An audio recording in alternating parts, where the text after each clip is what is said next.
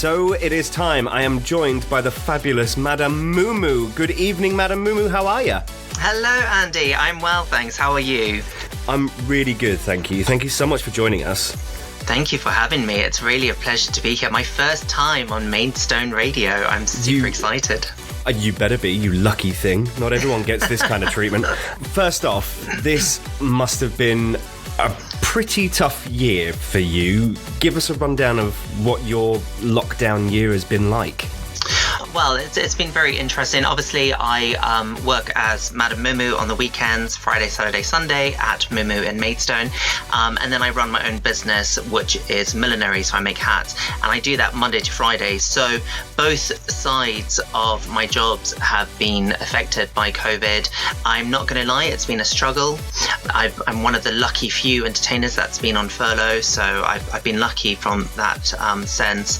But yes, lots of money lost. But we're all in the same boat, just staying safe and masked up.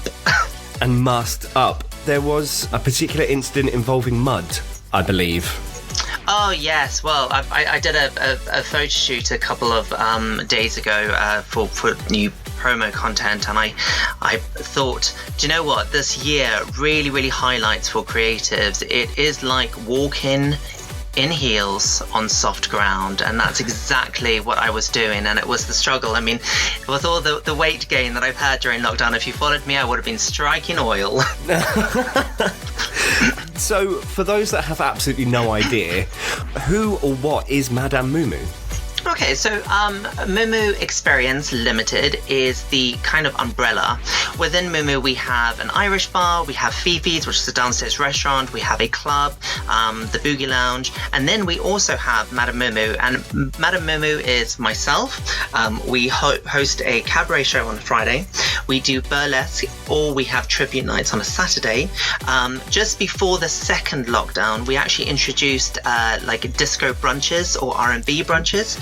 So you could come and have a brunch and then request music. So you basically send me a song request, not a pick, and I then obviously play that for the crowds. And then on Sunday I have Bitchy Bingo. So we basically play bingo, and you win 3 prizes, which are really quite fabulous. So yeah, it's busy. It's a really great friendly space for people to come.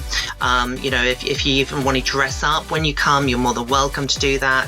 And then on a Friday and Saturday, I actually DJ till 2 a.m. in the morning and dance with the audience. So yeah, it's full on, but so, very good. I mean, you're busy as anything then when normal operations are flowing. So when lockdowns has been happening, have you sort of been crying out for opportunities to perform, or is it been quite nice to have a rest? Obviously with furlough I haven't been able to perform, which has, you know, been a bit disappointing for people who have requested private performances, which I haven't been able to do, except on my onlyfans.com. I am joking, obviously. And it's kind of been, it's weird, like there's silver linings to it. I mean, when I lived in Zimbabwe, I went through a lot, and actually through lockdown, I was able to deal with a lot of stuff that I went through. So I kind of used the extra time I had to seek out some therapy for my mental health. I obviously don't think it was helped because of lockdown. So, you know, that was good, and get some new costumes made. And obviously we reopen on the 21st of May. So it's rehearsal. So at the moment I'm performing to myself in front of the mirror, hoping that the songs I've chosen to sing will bring a smile to people's faces. Good. I mean, you talk about, obviously, you're passed from Zimbabwe. If people hadn't picked up on the accent, that's where you're from, not America. So obviously, you've come from Zimbabwe, which by the sounds of it has had quite the impact. And you're saying lockdown's given you an opportunity to kind of get your head around some of those things. Absolutely. You know, like I always try and in life to find the silver linings in any situation. The small wins, I think, is a great way to try and remain positive. I'm not saying I'm the most positive person, obviously, but you've got to try. And lockdown really, you know, there's a charity called We Are With You, and basically they really helped myself deal with a lot of things that I was going through. And, ever since I got to this country in 2004, I haven't stopped working. So it's just been work. And then lockdown happened. And I think for, the vast majority of the population, we worked so hard that we didn't have time to actually look after ourselves. And I kind of thought, oh, well, this is a great opportunity to do some self-work. So yeah, it was. I have to say, it's still a work in progress, but it is fun. Good. Super fun. Good. Yeah, we're getting there. And I suppose weirdly, I'm glad that lockdown's given you an opportunity to sort of have a look at those things and find a healthy way to start dealing with them. So absolutely. Weirdly, yeah, good news, I guess. Yeah. Small win. It might be the only good news story, but hey, we'll take it. So obviously, I mean, you come from Zimbabwe, you got here and you were in London, right, in 2004? No, I moved straight to Maidstone in Kent. I had a job working in landscaping, and I did that for 6 months before throwing the shovel in.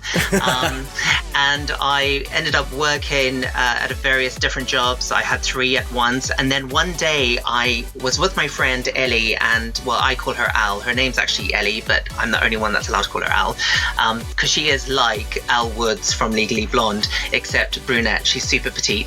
And we went into MuMu when it first opened, and the owner, Kieran O'Quigley, he basically said to me, he was like, oh, you've got really nice teeth. I want you to work behind my bar. And I was like, okay, this is weird. So I sat with my friend and I said, I think I've just been hit on at the bar by this man who I don't quite know what's going on. And then he came up to me and he went, listen, before you go, can I show you the toilets? I want to show you what I've been doing. And I was like, red flag, huh? Red flag. Yeah. So I said to my friend, like, literally, we're eating and we are getting out of here. And as we were picking up our shopping to leave, he called us and he was like, listen, come into the next door restaurant. I want to show you what we've done. And when he took us into the toilets, it made me realize that actually what he wanted to show me was the look that MuMu would eventually become. And then obviously he offered me the job. And years later, I had actually left MuMu and I came back working as a waiter. He said to me, he was like, I'm opening this restaurant. It's going to be called Madame MuMu, and I want you to be Madame MuMu, and I want you to host it in drag. Because years prior to that, I dressed up as Dr. Frankenfurter from the Rocky Horror Show, and he was like, please do this every weekend. And I was the licensee holder at the time. I said, if I have to deal with police or anything, I don't think they're going to take a drag queen very seriously. So then when it obviously came to this point to be Madame MuMu, I did it. And then one day an act didn't turn up and we had to put the show together and we didn't have a compare or host. And I was like, listen, I'm just going to go ahead and do it. And I did it. And as a result of that, it opened up an opportunity for me to leave my full-time career, which was then in London. I was working at Harrods and buying and product development, to then focus on my own label. So I kind of gave up one thing and then focused on being a drag queen and a milliner. Nice. A varied life. So, obviously, you came then straight from Zimbabwe. You came straight to Maidstone. What were your expectations of Maidstone? Were you sort of like, this is going to be a glamorous place? Because, sorry, it's not that glamorous. Do you know, it's so, obviously I've got lots of family in Cornwall and Devon. That's where my family's originally from. And I went where the job was. And when I was telling people in Zimbabwe where I was moving to, they thought that Kent was a really affluent area. And admittedly, when I moved here, I thought it was incredible. Everyone just looked fantastic. I thought everyone looked really well dressed, and it seemed that you could look designer without paying designer prices. Primark. Yes, yeah, and I'd never heard of that, and we don't have like the amount of retail outlets that you guys do. But when I came to Maidstone, I was welcomed by so many people who had lived in Maidstone all their lives, and then other foreign people who, lived here, and I kind of built my own kind of tribe and my own family, and obviously I love my family. I hardly ever get to see them. But Maidstone has, opened its bosom and allowed me in. And it has its ups and downs like every place. But I have to say, people always go, why do you live in Maidstone? Why don't you live in London? And I'm like, we're only an hour away from London. We can board a train. That train journey is quite lovely. Get to London and enjoy the hype and the buzz, and then get off that train at Maidstone and enjoy a sense of quiet and zen. Yeah. which is quite nice. So it's, it's not a bad place to live. It's sort of the best of both worlds, I guess. Exactly. Let's go back then to the very first time that you performed as Madame MuMu. So that very, very first performance. What on earth was going through your head? Because I guess Maidstone crowds can be interesting. Yeah, absolutely. It was, I went on and, I'm quite good with ad-libbing. So I kind of, unbeknown to me, I had this talent, so to speak, and I went out and I did my introduction and I came up with a story which is kind of based on real life events about visiting a doctor for, a certain issue that I had. And I won't go into too much detail on that. And, I thought something that I've always learned with comedy or read about is if you want to be funny, just talk about real life experiences and actually it will be funny. So I went out there and I remember the first song I sung, which was All That Jazz, but because we had to put this emergency show together, I knew the lyrics, but I didn't have a backing track. So I had to do All That Jazz between two rooms without any backing track. So I had one table clicking their fingers, the other table clapping their hands, and it was, I have to say, I'm sure if I looked at it now, I'd be like, what an absolute mess. But yeah, I was just kind of desperate to get it done. And then as the show progressed, obviously I came up with jokes to introduce the acts. And yeah, it was, it was a very interesting time. Nervous. I've got to say I was very sweaty by the end of it. Well, that's a nice thought for everyone to take home with them. So coming on to that then, so do you think now that we've had the sort of lockdown after coming back and then going back into a lockdown just, because... Yeah. Do you feel like the way that you're going to approach the audience or indeed sort of craft your jokes now, do you think lockdown's had an impact on that? Is that going to change Madame MuMu slightly? I think in terms of aesthetic, perhaps my aesthetic would have improved because, my all-round drag aesthetic, because I've actually had time to actually make my own costumes, and I've always been able to sew, and I've taught myself sewing really, and so from that extent, yes. In terms of new material, I mean, it has been kind of invaluable for performers because this is again an experience that everyone knows. It's something that people can relate to, and you just got to find the funny side in it. So, great for material, definitely, for comedy jokes. So I suppose it will change in the sense of I'm going to talk about what everyone's experienced rather than what I've just experienced. Cool. So, yeah. I mean, Maidstone's a bit of an interesting place because obviously it doesn't have much of an LGBTQIA plus scene. Yeah. And in fact, I think you are probably the only thing in Maidstone that potentially sort of represents that community. Does that kind of make you feel like you've got a bit of a flag to fly for everyone? Do you feel the pressure of that? I don't feel the pressure. I do feel kind of the responsibility in, I have always said this, that if you are part of a minority group, the best thing to do is put your best foot forward. So how I see it is, a lot of people meet drag queens and they end up loving drag queens, but there's a huge majority that have never met a drag queen before, and they've built up all these like horrific stories about them in their heads.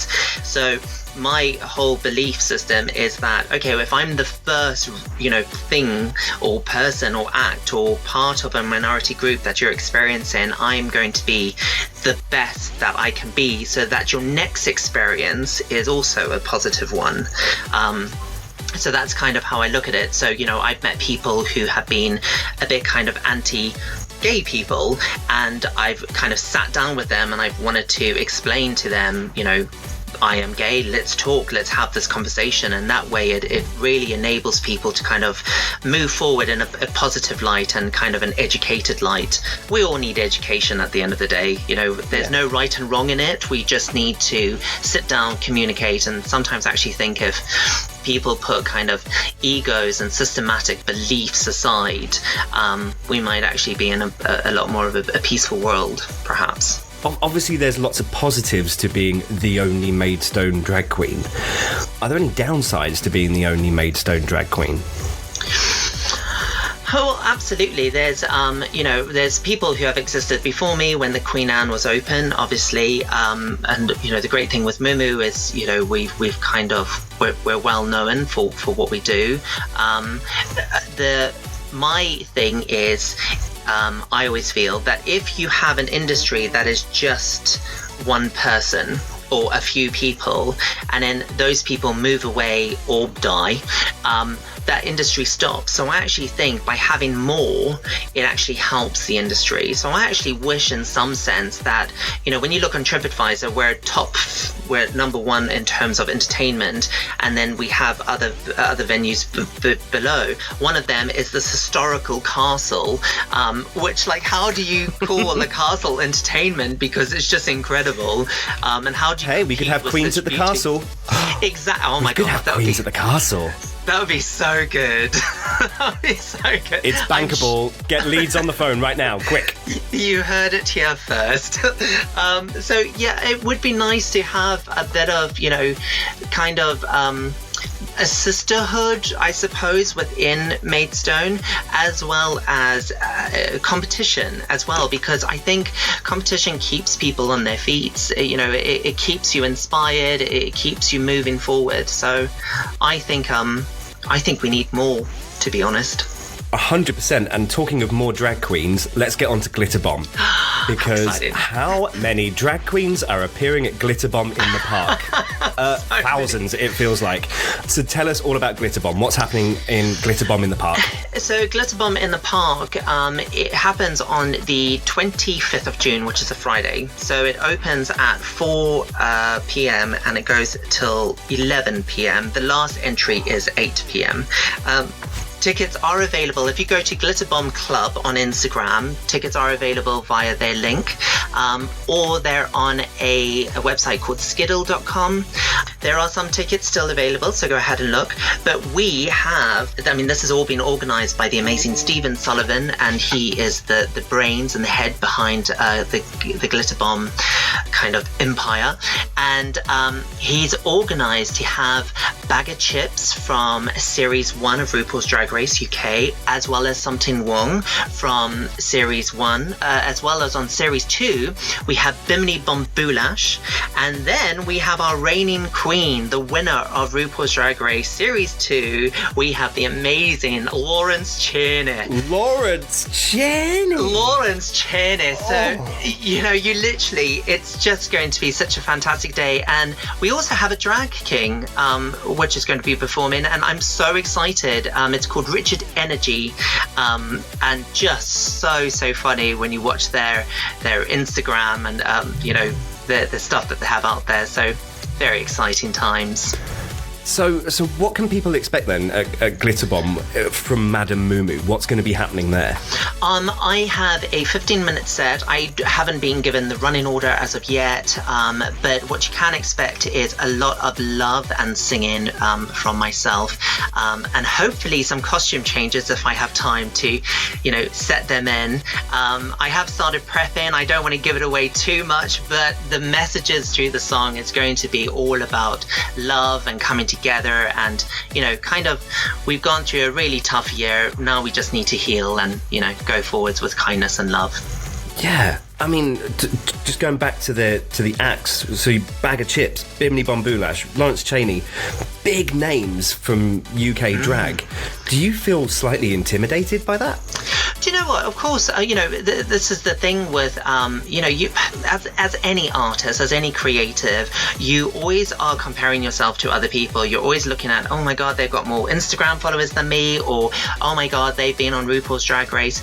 I would say to anyone, and I should practice what I preach, I would say to anyone in that, just do you. That's the most important thing that you can do right now. And, yes, there are going to be nerves. But one thing that helps me with my nerves is prepare to avoid a piss poor performance.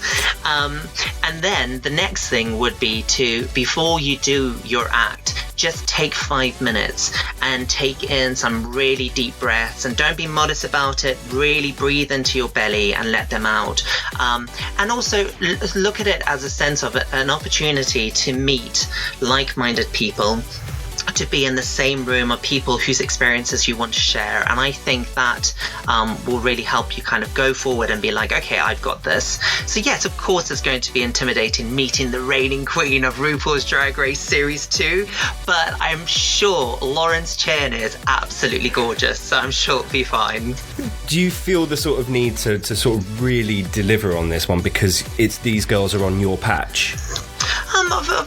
I feel that you should have that regardless of where your patch is. You should have that, need to want to deliver. One thing with this game that we're in, which is entertainment, I mean, with anything you do, you've got to step it up, regardless of where you are. Just put your best foot forward, but also remember that, say for example, you put your best foot forward and you mess up. That is okay as well. That's an experience. I mean, I'm a huge fan of Madonna. The fact that Madonna is going to be has performed in Mote Park, where I'll be performing, I'm super excited about that. I was there when it happened. I know, it's insane. I'm so jealous. I saw her in real life. Look at her on the Brit Awards, where she was pulled off that stage. She got back up and she continued. And I think that's the, we all fall sometimes in life. You've just got to pick yourself up and keep going. Nice. Okay, so tickets then for Glitterbomb in the Park. You can either find it through the Instagram page, through Glitterbomb Club. That's on Facebook, Twitter, Instagram, all that kind of jazz. I found another link as well. It's glitterbombevents.co.uk/park. Oh, there you go. Perfect. So yeah, you can find them there as well, and there are just a few tickets left, so if people want to grab them, now is the time to do that. And I believe the VIP tickets for meet and greet have sold out, but I'm sure they will be releasing more tickets. So do you think? I hope so. I need to get me some. It's too exciting. Before, obviously, you're going to play Punchline with us in just a bit, where you're going to try and guess the punchlines to as many jokes as possible. But before it's going to be fine. You'll have a great time. But before we get to that, obviously, like we were saying earlier, there isn't a huge LGBTQIA plus scene in Maidstone. So if perhaps you were going to talk to 14-year-old me, who is sat at school going, I think I'm the only one here, what would you say to that kid who's looking for a community that perhaps doesn't have it or hasn't seen it just yet?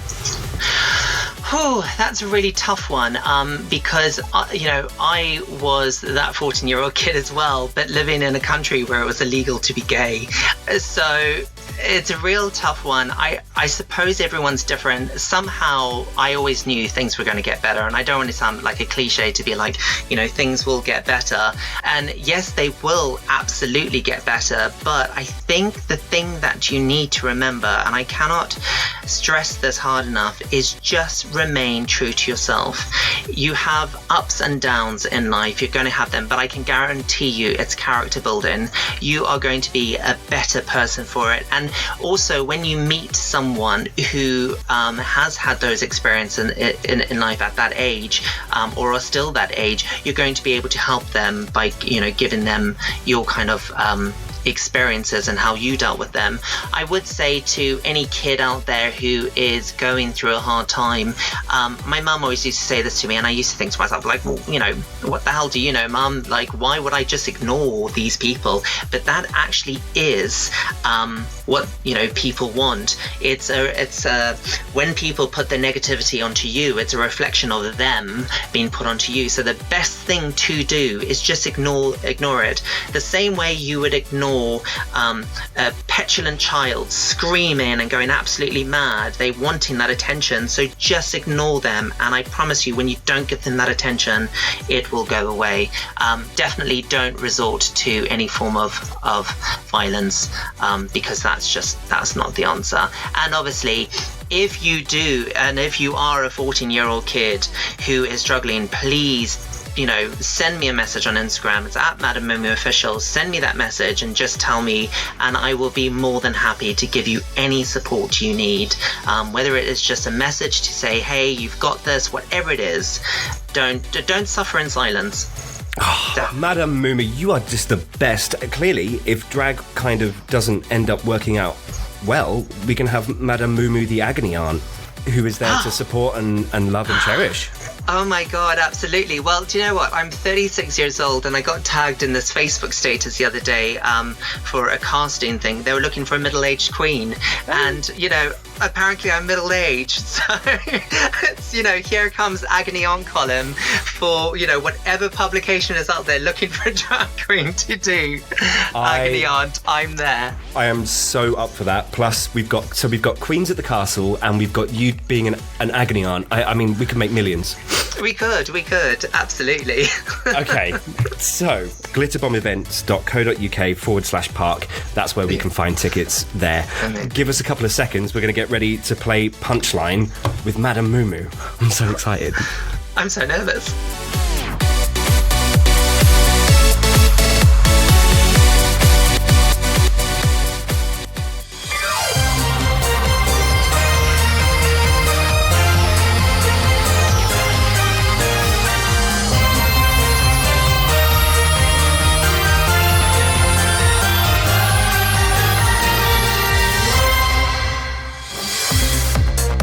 Okay, so it is time for us to play Punchline with the Madame MuMu. When you are writing jokes or you're coming up with punchlines to jokes, how do you get to that punchline when you are sort of thinking about what Madame MuMu is going to say to audiences or how you're introducing an act? So I have a book that I write jokes that I think would be funny down in, and I literally carry it with me wherever I am. If not, I have my phone and I pick up my phone and I write something down.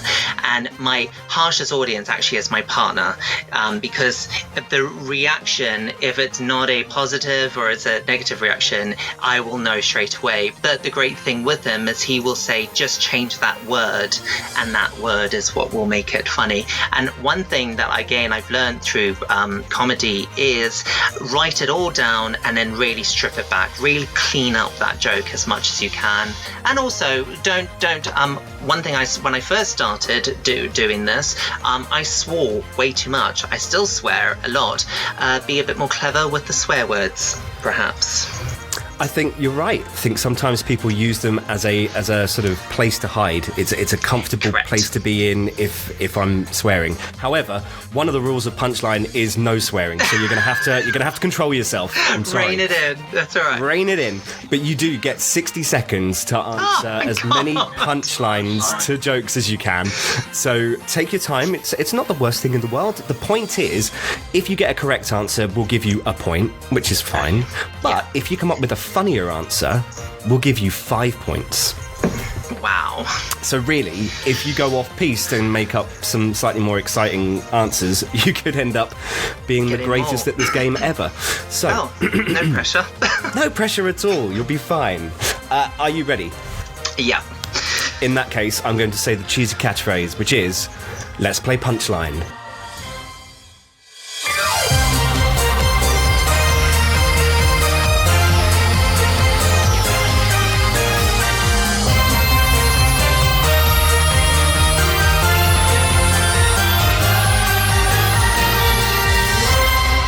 Why do fish live in salt water? Because they finish. Because they okay. It's because pepper makes them sneeze. They're in salt water because pepper makes them sneeze. It's just terrible. Why did the man put his money in the freezer? Because his wife's a cold-hearted wench. Do you know what? I'm giving you bonus points for it. Okay. But it's actually because he wanted cold, hard cash. Okay, fair enough. What do you get when you cross a snowman with a vampire? Frostbite. Yes! What has 1 head, 1 foot, and 4 legs? Something you can buy in Ann Summers. Kind of. A bed. Do you know what? I'll give you bonus points for that. Yay! It's the same kind of thing. Why did Tony go out with a prune? Because he had the runs? Not quite, because he couldn't find a date. Oh, Jesus, I'm terrible at this. What did the little mountain say to the big mountain? I can see up your dress. Oh, bonus points, but it's actually hi, Cliff. And that is your time. That was absolutely awful. It really, honestly wasn't. I won't lie to you. There was 1 correct answer there, but quite a few bonus points were picked up. So you have ended up with 21 points. Way! Oh, I don't know. Amazing work. So, oh God. Thank you for playing Punchline. It's been an absolute joy to have you with us. Thank you for your excellent advice earlier on. We also had all the information to know about Glitterbomb. Just remind us, when is Glitterbomb taking place in Mote Park?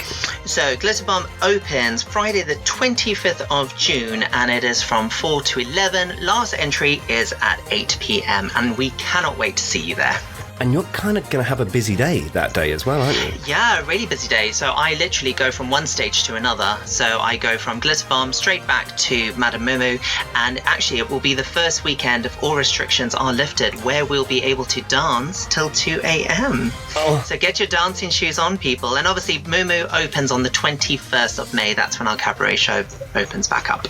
Brilliant. And if people want to, should people book online for that? People can book online at mumuexperience.com. Any queries, just email info@mumuexperience.com. Fantastic. Madame MuMu, thank you so much for joining us and playing Punchline and just generally being brilliant.